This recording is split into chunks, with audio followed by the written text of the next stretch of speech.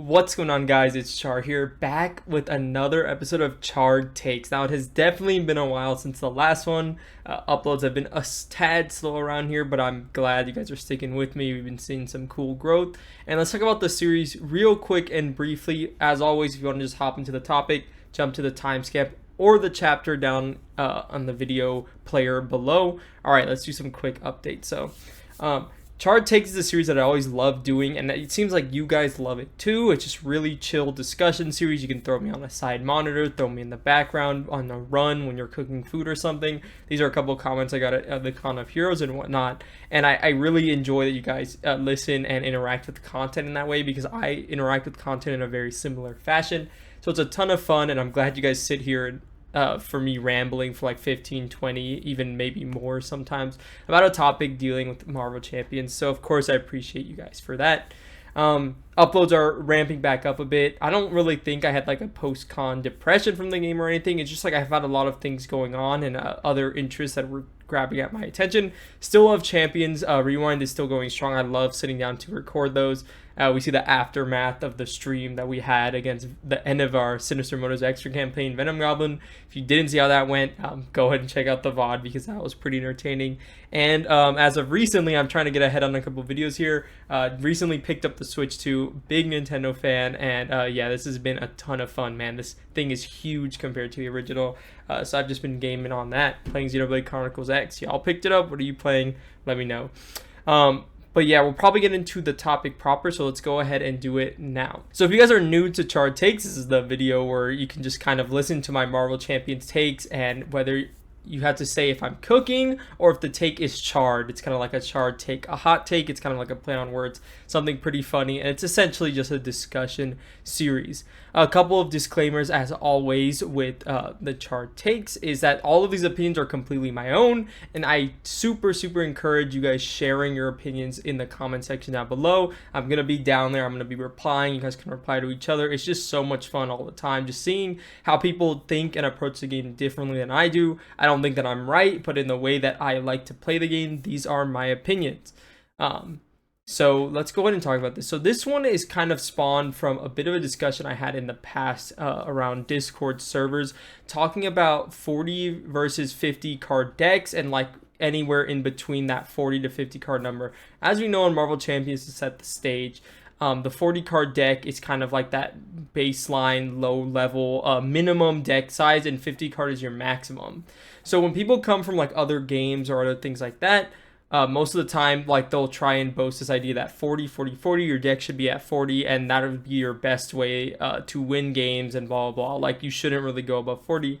And that's something that I think I sort of subscribed to at the very beginning, but my opinion on this has changed a lot over time. So I would say the actual thesis of the video, as always, or the actual take, is that swearing by 40 card decks is very poor blanket advice that limits both deck building opportunities and finding different ways to win.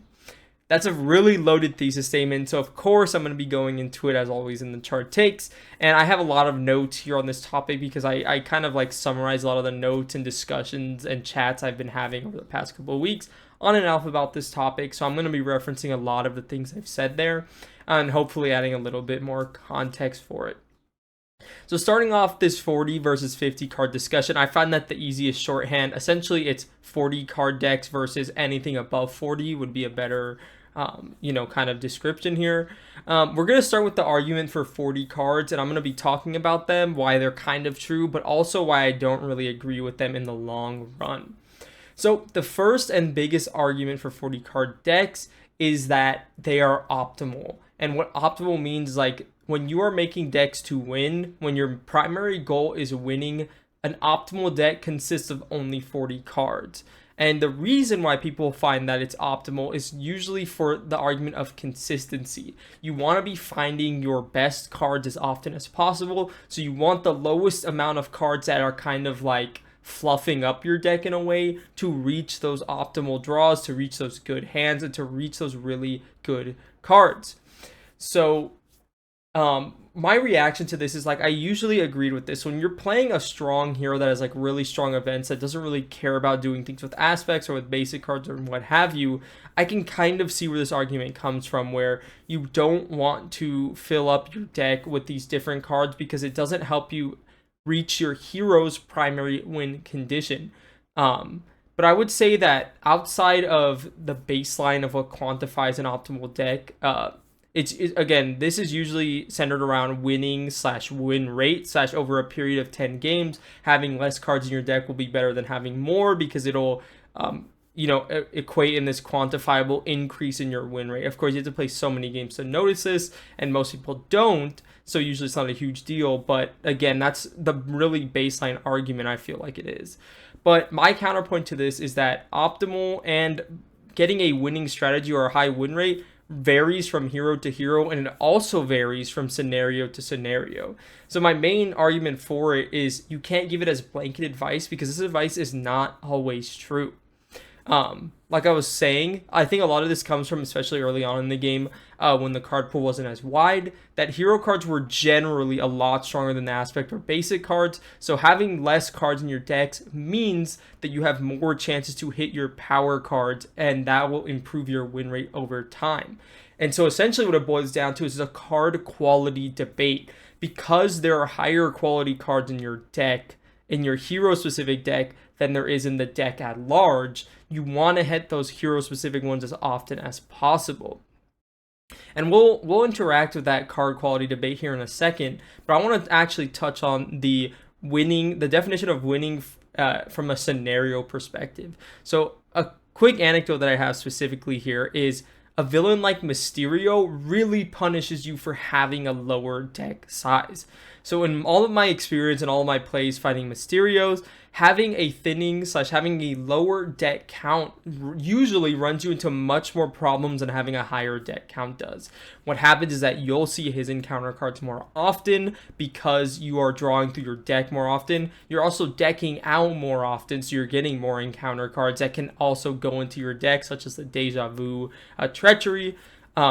Through his activations, he's going to be putting these illusions in your deck, and if they're ones like Deja Vu that constantly cycle back in, you're just going to be hitting those cards over and over and over, and more often than you would having a higher deck count.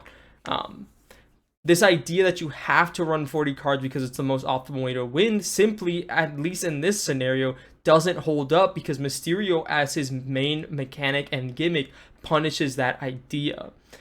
So outside of that kind of like gimmicky scenario, I think there are other scenarios in the game that also punish having a low deck size because of maybe the strength of the encounter deck. You want to limit the amount of encounter cards you have, and because the card pool is good enough that the disparity between how good your hero cards are and how good your aspect and basic cards aren't nearly as wide as they were early on into the game.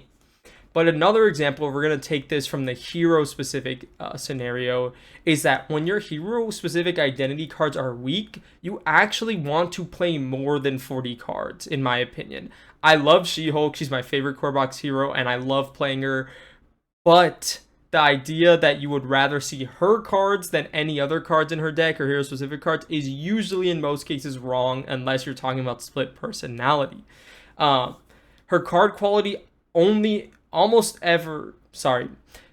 considering that you're making a well-built deck for She-Hulk, the idea that her card quality goes down by adding an aspect and basic cards usually does not stand true. She has a lot of really rough cards in her hero-specific deck, so these other cards that you're putting in are actually bumping up her card quality, and it's giving her more options for cards she'd rather play than spending her whole hand for a ground stomp for one.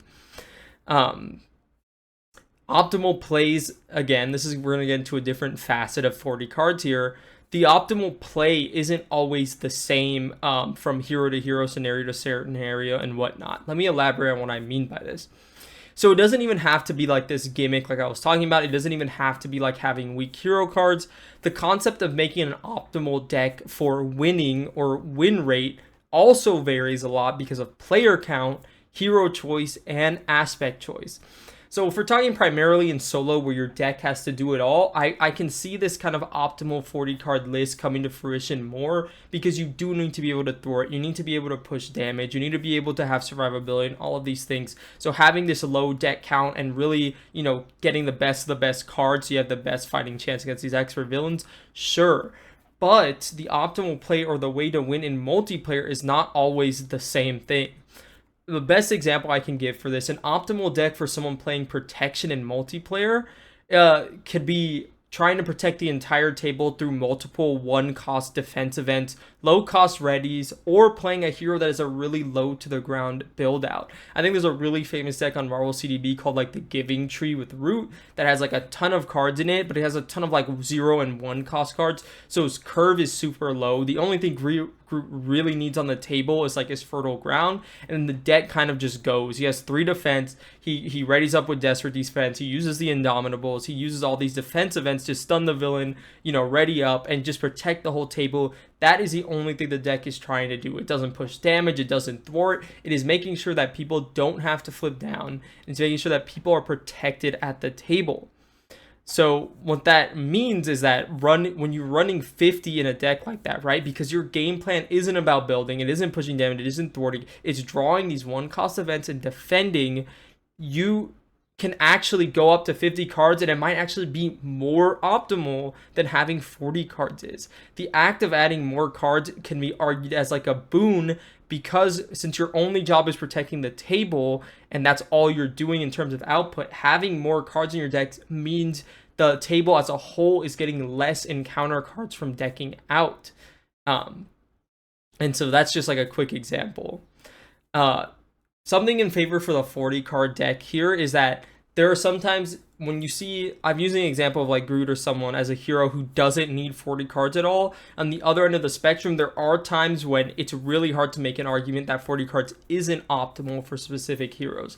The best one that comes to my mind is Iceman here. So Iceman has this cryokinetic perception upgrade, 2-cost upgrade that's basically Avengers Mansion whenever he uses a basic power. And then if it's an ice card, it readies him. Because cryokinetic perception is such a strong card in his kit, and he gets so much off his frostbites and his basic activations, you have to have a extremely good deck to justify not being at 40 cards, because you want the best chance to get a ready off of that card as often, because it just really raises your output, it lowers the villain output, it's just super good. And this is an example of, even though there's a lot of examples where 40 cards I would argue isn't optimal, for Iceman specifically, giving a bone to the 40 card truthers, it is extremely optimal for him to stay at 40. It just does really well for him in general. So now we're going to approach this from the other end of the spectrum. Let's talk about 50 card decks, and let's give kind of arguments in favor of 50 cards rather than trying to discredit 40 cards here. Again, this is going to be all over the place. I'm trying a new way of doing the Charred Takes, not be as organized, because it's supposed to be just a chill kind of discussion series and whatnot. So let me know what you guys think about that down below.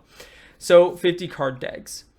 So I will say we're going to get away from this idea of optimal and win rate here for a second. So if you aren't concerned with win rate or chasing this idea of an optimal deck, going over 40, I think I'm also arguing, will create opportunities for more fun and different deck building opportunities. A lot of times when I'm building decks, especially in solo when I need really high output, especially because we're playing on expert mode, a lot of the kind of niche like tech cards that I like putting in, a lot of the like really flavorful or fun cards that I want to put in these decks don't often make the cut, because as the villains go on, generally speaking, they get more complex, they get more powerful, and they punish kind of the strategies that were strong early on in the game.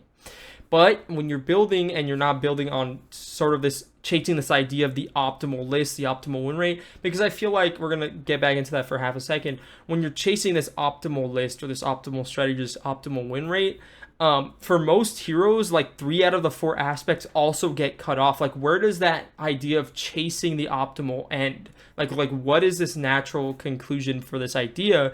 Because let's say like you're trying to refine a deck, right? And you're like, man, I'm doing this optimal 40 card leadership. These are the best 40 cards in leadership. But then someone might come in and it's like, well, this hero isn't even a great leadership hero. They're much better in aggression, or they're much better in justice? Why are we playing it in leadership? This isn't even an optimal deck. And then it just keeps going and going and going. So again, that's why we're stepping away from this idea of optimal for a second.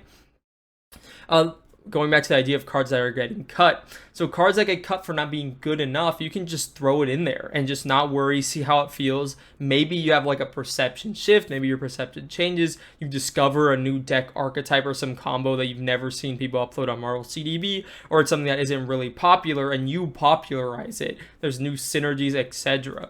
If we're all subscribe to this idea that optimal is 40, there's so many, we're missing so many opportunities for cool, interesting decks and emergent strategies that we couldn't find in the past. Another kind of argument in the sake of 50 card, or like I said, above 40 card decks, is if your deck is extremely consistent. So there's 2 examples of this where Maria can search for basically every single card she wants every turn just by exhausting Alter Ego. So having 50 cards can be argued for her because she's getting less trouble for the table or less trouble in solo because she's decking out less often. That just means that the villain isn't doing as much. That means you also get more time to build. And then as long as your card quality is somewhat consistent across your deck, there should be no difference between doing 40 and 50 cards. Another example is like any hero with an alter ego search. I would say Shuri is another good example of this where you can kind of comfortably go over 50. She doesn't have super, key upgrades she gets down. Obviously, Dora Milaje, Queen Ramonda is really good, and then obviously the Elephant Trunk is really good, but I don't think either of those are required to play that hero. She gets better with them for sure, but she can also just play without them just as well, in my opinion. And again, this is something I've been talking about, but to end as the final argument for 50 cards is this idea of card quality. So early on in the game, and I think I'm reiterating myself from earlier, but it has to be reiterated, I think, a lot of the heroes, if you look at a hero like Cap, who has like a really good hero kit and a really good hero ability, and like, man, he'd love to just play his events. There's no steady, there's no stalwart, right? You can just like rush people down with like heroic strike, 6 damage and a stun. You have these resource generators, you're playing the one that like increases his thwart by 1 and draws him a card. Like all his cards are like pretty solid. You have like the shield blocks, you have like even though the shield toss isn't like the best event in the world, it's obviously not bad either in my opinion. So like he would rather be just like spamming, I was going to say drop kick because they're very similar, but he would rather be spamming like his attack event than doing almost anything else. But nowadays there's so many archetypes and things you can do with a hero like Cap, who has like good economy, really good survivability and whatnot, that you could pretty comfortably, not necessarily going all the way to 50, but you can bump up the card numbers that he has in his deck, and he will be, because he's so versatile, right, because he has that ready just by pitching a card, he will work well, almost just as well as he did running those really optimal 40 card lists back in the day, because the cards were just weaker, the aspects weren't as fleshed out. There's obviously better aspects than others, especially early on, and for specific heroes. I mean, there still is nowadays, but that's kind of the general idea behind that. Another thing I find really funny that was brought up in the Discord as well, I think by SCX, Andrew, that there's a lot of people who really swear by this 40 cards. They can't go over 40 cards in a single deck they play. And then sometimes they'll go like kind of a bit of a Johnny combo route, and they'll like, oh, it's a Change of Fortune deck, but I put in 1 copy of Change of Fortune. Like, that doesn't, like, just putting in 2 copies of Change of Fortune at 41 essentially doubles your odds of finding that card. Imagine you're playing with 1 copy of Change of Fortune, the whole deck is built around it the entire game, and multiple games in a row, you're like, man, I'm only seeing it in the bottom 5 cards of my deck. If you had another copy of it in there, of course, both of them could be at the bottom, but the odds of that are so much lower. Like, the idea that you can put in these extra copies, you can go over 40. If there's key cards you need to find or like something very key to your strategy, throw in the extra copies. Don't super worry about the staying at the 40, the really optimal deck. Again, there are specific heroes in specific situations where staying at 40 is super optimal, especially I think with like in a rush build or something where you really only want to see these really specific cards to just rush down the villain. I get it. There are strategies where it is optimal. I just think for the most part, it isn't this borderline, optimal, increases your win rate thing that most people say. I think player skill comes into a factor. I think the card quality comes into factor. I think what the deck is trying to accomplish also comes into factor. Like, there's so many variables that essentially this is where we're wrapping back up into the thesis again.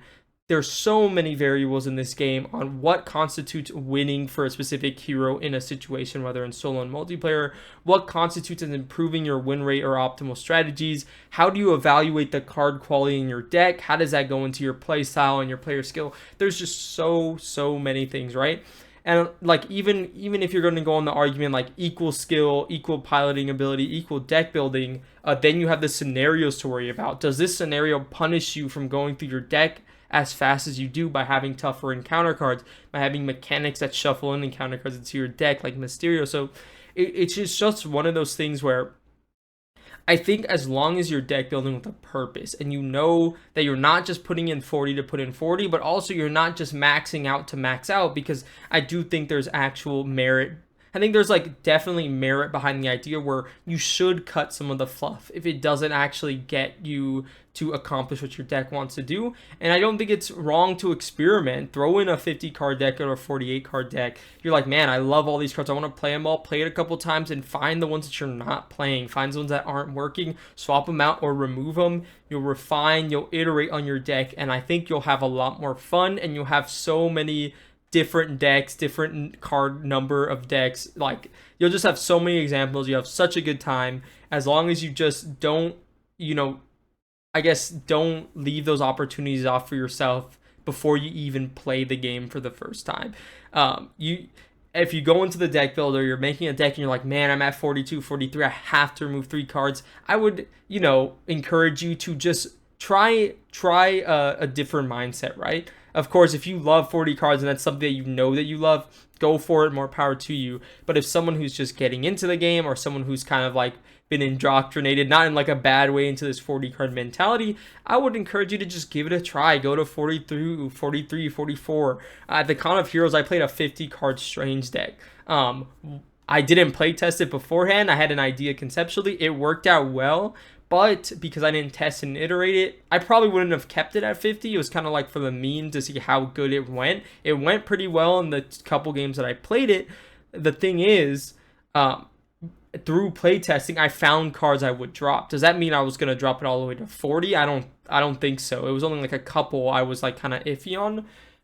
But that was super fun. I brought like 46 card decks to the con. I brought like 44 card decks to the con. And I brought Iceman. So that was a 40 card deck. Like, I had so many different numbers of decks. And as long as they were accomplishing the goal that I wanted them to, the card, it's almost like the deck building limit, like the minimum and the maximum, were just like a suggestion, right? As long as I'm within these bounds, I use those bounds to create the deck that I want, the experience that I want, that aligns with me as a player. That was always the bottom line of this. That's always why I find this game so much fun, especially as I'm growing as a deck builder, because I think it's probably my weakest aspect. Yeah, this was a long one. There's so many thoughts here. It's so rambly all over the place. At least it's sort of kind of divided into talking about 40 cards and then talking about 50 cards. Let me know what you guys think about this 40 versus above 40 or 40 versus 50 card debate down in the comment section down below. I'm going to be down there. I'm going to be replying, and I look forward to any and all discussion we have going on. I'm going to get back to playing my Nintendo Switch 2. Xenoblade X is awesome. And hopefully we got more cool stuff coming in the future, more Charred Takes. I want to try and not strive for perfection in all of these with all the title and bumpers. Lay it on the table, sit in front of a camera, talk for like 20 odd minutes, get it out there and get it to the people and see what you guys think. So hope you guys enjoyed this. It's more laid back and whatnot. Take care of yourselves. Have a good one. Subscribe, like, all of that stuff if you have not already. See you in the next one. Goodbye.